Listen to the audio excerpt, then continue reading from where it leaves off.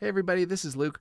I wanted to take a quick moment and talk about entrepreneurship. I had somebody ask me recently if they should be an entrepreneur, what the life is like, if it's going to be a good fit for them, things like that. And I thought it would be worth going over a couple of things that I think you're going to need in order to be a successful entrepreneur, and if ultimately it's the right life decision for you. For me, I think it comes down into two main components. One is mentality. I'll get into that in just a second. And then the other one is sort of, I guess you could call it staying power, or are you financially able to take the leap into entrepreneurship? And we'll talk about that one first. It's not something that everyone is able to do, because whenever you go off on your own to start your own business, there's going to be a ramp up period, whether it's being a real estate agent, whether it's being a wholesaler, whether it's doing something completely different in a different field unrelated to real estate, there's going to be some sort of ramp up period. To give you guys a great example of this, if you go to a real estate brokerage, this is going to be if you want to be a traditional real estate agent, they will typically tell you that you should have somewhere between like 3 to 6 months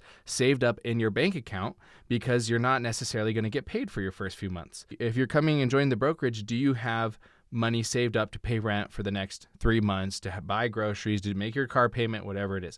So that's part of it. Is, are you financially in a position right now that you can go without making money for the next 3 to 6 months? And depending on what type of entrepreneurship you're going to be in, that time period may be longer even. And obviously it's going to depend on certain factors.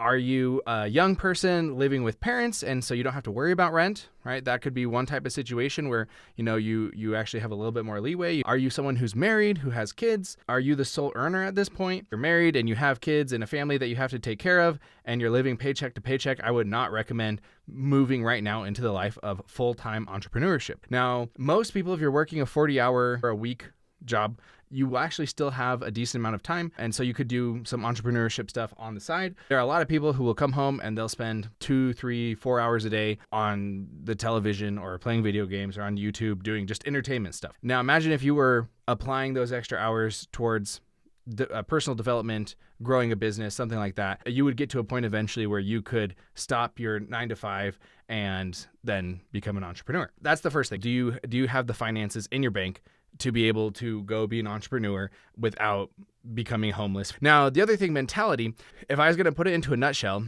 are you the type of person that requires stability and predictability mentally? Are you that person?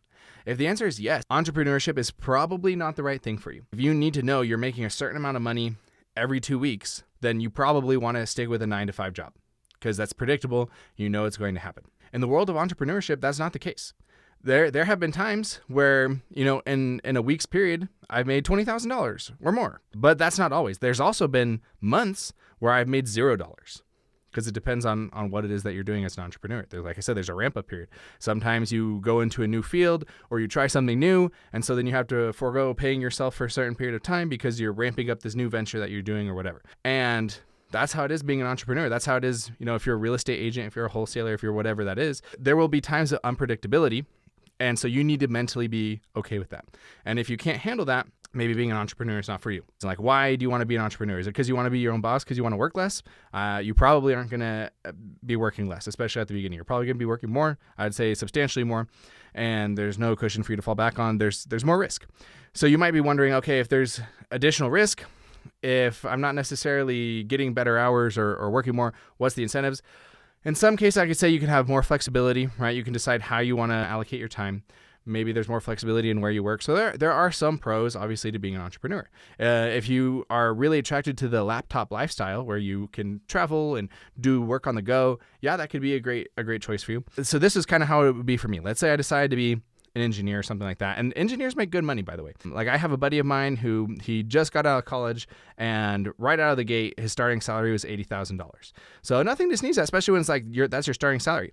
I have family who are engineers that have been in it for a while, and they're making $200,000. So you can make really good money as an engineer. But for me, it would be, okay, if I was at this steady 9 to 5 job, even if I was making really good money, a part of me would still be like, okay, well, would I have been able to do better if I had believed in myself more, if I had gone out on my own? Would I have been able to create something grander? Would I have been able to make a legacy? Would I have been able to make generational wealth? For me, I'm the type of person that's like, if I'm stuck at something, I'm always going to be wondering, could I have done better if I had just believed in myself and actually gone for it?